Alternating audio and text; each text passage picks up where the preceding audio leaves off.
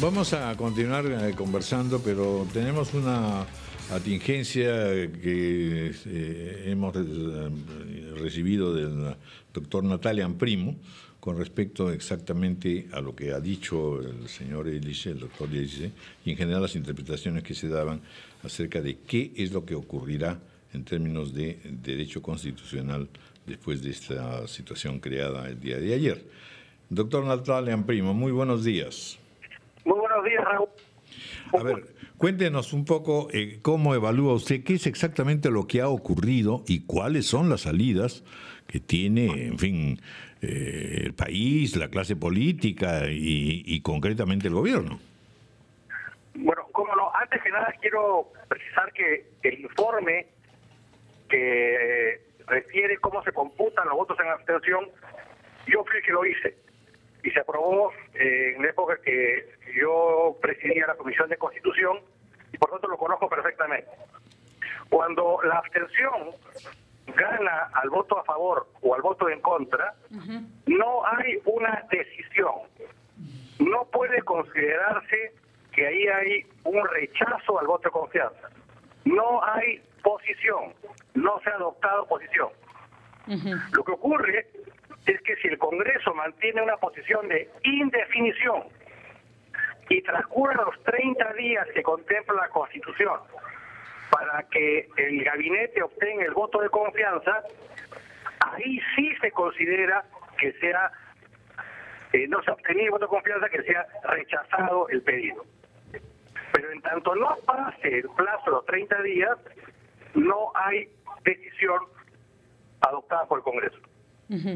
O sea, a ver, para ponerlo en sencillo, a ver si el público se puede, lo puede comprender. Es como cuando un niño, un jovencito le pide a una chica hacerse enamorada y la chica le dice, no sé. O sea, no hay un no y no hay un sí. Hay una especie de espera, ¿no es cierto? Así está. Sí, pero con una exigencia. Bueno, pero cuando te dicen eso, sabes que es un no. No. Esa es tu experiencia, Ricardo. A ver. Pero con una exigencia. No se le oye. A ver, escuchamos a Natalia. Con una exigencia, Patricia. A ver. La Constitución contempla un plazo para que el Congreso se pronuncie otorgando el voto de confianza. De acuerdo. Ese plazo es de 30 días. Entonces, si transcurren los 30 días desde que fue designada el gabinete y el Congreso no otorga el voto de confianza, porque lo mantiene en este limbo, ahí sí se considera que se ha rechazado la confianza. Ya, claro. Bueno, O sea, ¿cuántos días le quedan entonces? en otras palabras, lo que hay que resolver es la abstención, que no tiene... Bueno, ¿Y cuántos mucha días tiene validez política? política. No, desde que si la abstención se mantiene en forma, digamos, permanente y pasan los 30 días, habrá un efecto que es el no haber obtenido el voto de confianza y el gabinete tendrá que ir a tu casa y nombrarse un reemplazo. Doctor Primo, Bueno, pero eso no va a el ocurrir. plazo, pero el plazo ya pasó. No. ¿Cuándo ¿No vence el puede plazo? designar a la ministra? No. ¿Desde que fue nombrado el gabinete o desde que se Sí, sometió a primera votación? No, de que fue nombrado el gabinete. Ah, bueno, ya pasó entonces. No se ha pasado. Estamos, al filo entonces también. Eso sí es verdad, estamos al filo. Estamos al filo, honestamente, eso es lo que tiene mucha razón el doctor Primo, y esta es una Vamos a ver, postergación. ¿Cuándo juramentó el gabinete Gájara? Con tantos cambios de ministro ya no me acuerdo, honestamente. ¿Qué significa, Natalia? ¿Qué significa si en efecto la oposición se ratifica en desautorizar al gabinete? Ya no abstenerse, sino simplemente no da el voto de El confianza. 22. Bueno, si pasa del voto en abstención al voto en rojo, el gabinete cae y se tiene que designar un nuevo gabinete. Y si ese gabinete nuevo tampoco pide el voto de confianza, existe la posibilidad de que el Ejecutivo, de que el Presidente de la República pueda disolver el Congreso, funciona mientras la Comisión Permanente y convoca nueva elección. Pero eso es muy difícil que ocurra porque si va a una elección, lo más probable es que el partido gobierno obtenga menos parlamentarios que tiene el día de hoy, ¿no? O sea, nadie disuelve para tener menos votos y menos representación que la que tiene actualmente, ¿no? Pero que el plazo, estamos revisando la prensa y el plazo vencería hoy, porque el día 21 de julio fue el que juramentó a la señora 22. Bueno, entonces lo que ha debido hacer la presidencia del Congreso es convocar inmediatamente para hoy día a votación, ¿no? Ajá. No, delicado. Muy bien. Están al filo, entonces. Muy bien. A ver. Rosa Mavila. La presidenta no ha dado por culminada la sesión anoche, o sea, continuamos la sesión. Para que funcionara esa normatividad tendría que haberse terminado la sesión, haberse aprobado el acta y en consecuencia, a partir de ahí, computar la eventualidad de otra convocatoria para una subsiguiente sesión.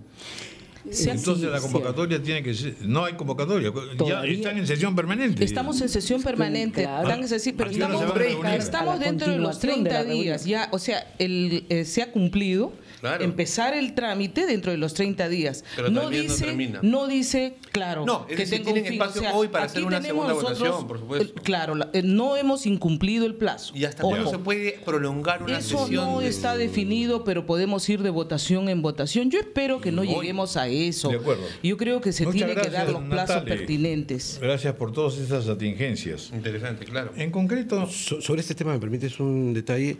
Anoche muy tarde, y lo digo porque yo después de la votación me quedé un rato reflexionando con algunos colegas de la bancada. ¿a qué hora? ¿A las 3:30? Sí, 3:30. ¿Cómo se hace para reflexionar a Hoy esa se hora llama. después de... Tomar Bueno, café. ahora- Ya era hoy, Alberto. Bueno, Tomando café. Les doy la noticia. A ver. A las 4 de la mañana más o menos yo me retiré del Congreso y vi la salida de los miembros del oficialismo que habían estado aparentemente reunidos en presidencia y les pregunté ¿qué hay?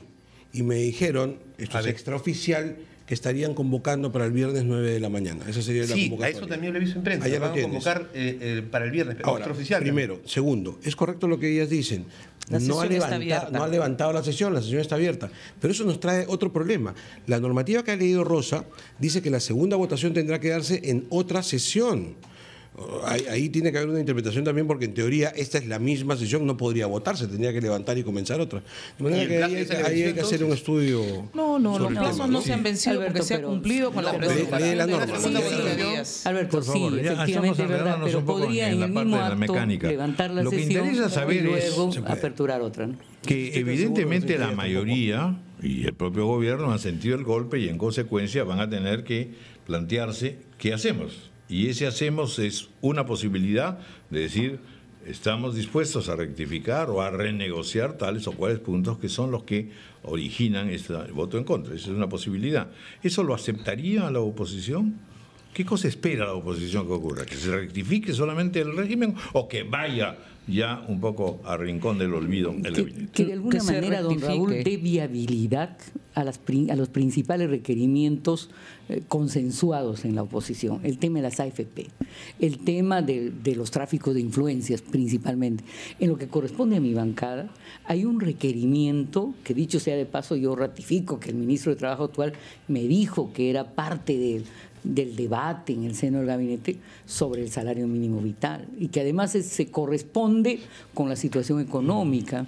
El ministro de Economía ayer se ha esforzado por decirnos que hay una nueva situación económica, que la desaceleración ya se está superando, Bueno, porque etcétera, ese ¿no? argumento se ha venido dando también por parte de la oposición, diciendo este gobierno no sabe conducir la economía y por eso estamos en la recesión y hay un fracaso. Pero etcétera. si somos coherentes, don Raúl, con que supuestamente estaríamos superando el bache o el pequeño crack que ha habido, evidentemente las condiciones de redistribución económica también tienen que darse pues para las mayorías del país. Advierta además que la semana pasada ha habido un incremento del costo de vida, ¿no? Bueno, entonces también pues incremento canasta básica salarial sería familiar. para usted uno de los Para puntos, nosotros sí es importante A ver, ese punto. Luz Salgado.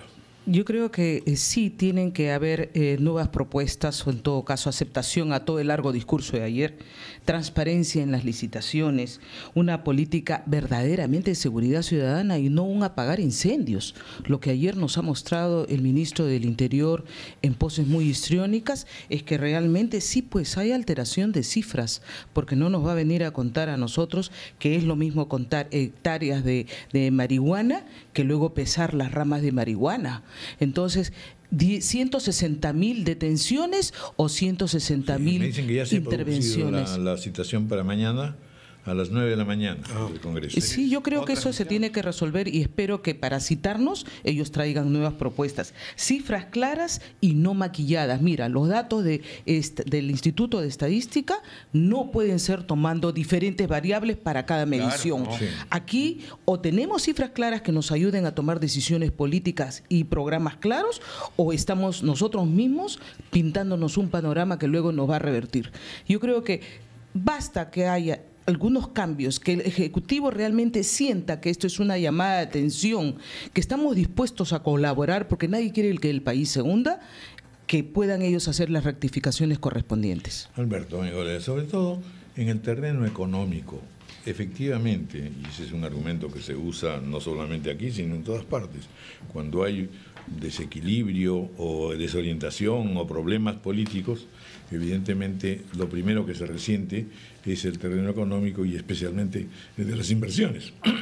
Y la nuestra es una economía que está dependiendo, y por eso está en medio tembleque, porque está dependiendo un poco del mercado internacional, de la seguridad para las inversiones, etcétera. De modo que esta situación crea o no una dificultad económica que tiene que tomarse en cuenta. Sí, pero a ver, digamos, nosotros sí somos críticos en el sentido de decir que las dificultades económicas están marcadas. Ayer lo decíamos en nuestra intervención. Los megaproyectos públicos-privados que fueron mencionados los siguen mencionando hace 2 años. Ningún proyecto de inversión importante ha comenzado, ninguno ha comenzado. Yo decía, denme uno. 2015. Tía María, Conga, cualquiera, denme uno. Ninguno comenzó. Entonces, no es la situación de ayer la que genera esta zozobra económica. Son temas que tiene que arreglar el propio gobierno. De manera que en esa línea, lo que nosotros sostenemos es, oiga, está muy claro que la línea económica que marcó el país hace tiempo es la correcta para lograr crecimiento económico. Hasta ahí estamos de acuerdo. Segundo, en lo que han sido incapaces es en transformar ese crecimiento en desarrollo, en progreso para todos los peruanos. Ese salto no lo han dado y para eso se requiere gobernar. Y ahí hay que tomar medidas que no han sido tomadas. De manera que no es esta situación de ayer la que genera este problema, creo que se viene generando desde antes. Y entonces, ¿qué necesitamos? Entre otras cosas, tener un gobierno en esta materia económica que sea capaz de escuchar. O sea, que sea capaz de decir, mira, esta es mi propuesta, siéntate, ¿cuál es tu opinión?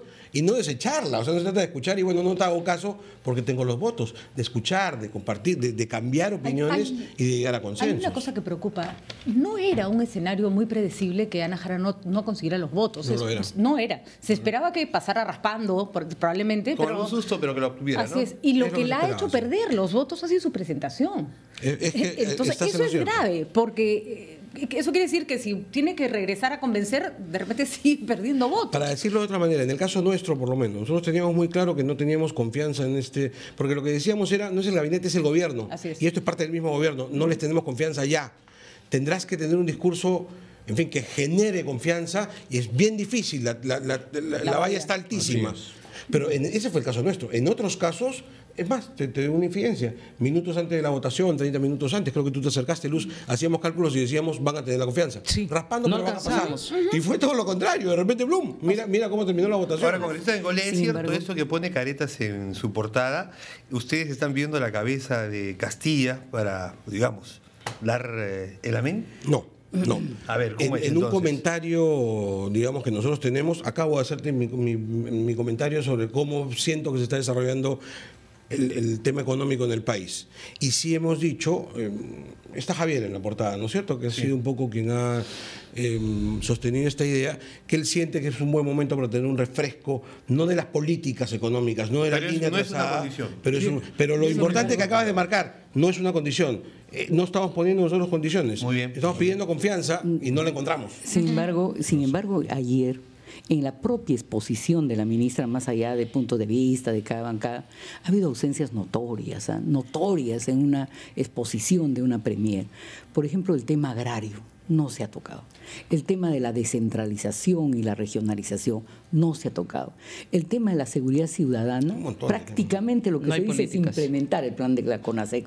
No se ve cómo se organiza la seguridad ciudadana abajo y sobre qué concierto de fuerzas. No se habla de un mapeo de la criminalidad, no se habla del trabajo desadictivo en la criminalidad juvenil. Entonces, yo lo que sentía es que había una visión sesgada, muy urbana, que no está mirando al grueso del desarrollo interno en el país. Y la objeción que tenemos principal a la política económica, porque entendemos que no es un tema de personas, es que, por ejemplo, la nueva presentación, la nueva cara de la diversificación productiva, por lo menos en la propuesta que está diseñada por el Ministerio de la Producción, apunta más a la agroexportación y no tanto al desarrollo interno.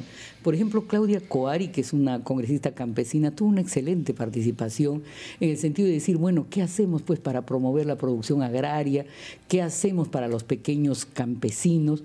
O desde otro ángulo, para la pequeña propiedad, que es una, para las pymes, ¿no? Que en general para los que emprenden actividad económica, ¿no? Para los chicos. La nueva presentación creo que va a tener que, en primer lugar, quedar reducida a 1 hora.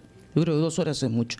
Y ahí va a estar la capacidad, pero que se mantenga un casualmente, poemita, ¿no? sin poema, la capacidad No, sí estuvo lindo el de poema, ¿no? que puedan resumir cuando escuchar a y Valdemar. concretizar No, las poemas propuestas están bien. que puedan permitir esta anuencia. Creo que en eso va a consistir ahora la presentación y esperemos que sea lo más pronto posible para no mantener en zozobra sobre todo a la población y yo creo que con estas nuevas propuestas vamos a ver un panorama mucho más claro que unas simples enumeraciones de cantidades y de cifras y que todo va a ser para el 2016. Mucha oferta también. Bueno. El próximo año haremos, implementaremos, haremos, bueno, promoveremos. eso es un mal hay de que todos los que gobiernan. pero es un estilo, ¿no? Yo creo que hay que decir, estamos haciendo esto Todo y el lo que vamos gobierna a dice eso. apuntalar de otro modo. Lo malo no es Bueno. que digan qué van a hacer, lo malo es que nunca dicen hicimos. Claro, Jamás, no evalúan yo hasta ahora no lo que han escucho hecho. Eso le ninguna cosa preguntamos. que digan, ¿Cuántos logramos hospitales esto. han El inaugurado? punto de partida, el punto de partida para decir haremos no es, de la inauguración estamos de un haciendo gabinete, Exacto, estás sino 3 años de una gobierno. administración, de un gobierno. No se dio cuenta del trabajo de gobierno, exactamente. Bueno, muy bien. Muchísimas gracias. Y la verdad es que buen ánimo, tranquilidad, finalmente. No estamos Ha sido tranquilos. bien, No puede Estamos estar aquí tranquilos. Bueno, creo que expuesto a vaivenes. Ha sido Creo que un debate además más es el tranquilo, perfecto bien, prefacio de lo que va a ser el trabajo de este gobierno con ese Congreso que tienen todo fragmentado y en el que no han logrado aglutinar alianzas en su favor.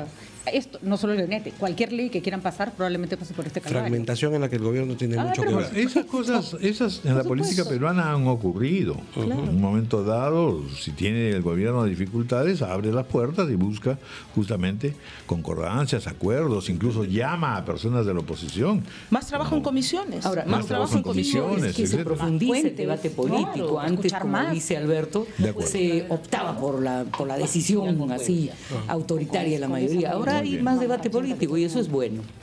Bueno, pues muchas gracias, señoras congresistas. Gracias, señoras congresistas. Gracias a ustedes, buenos días.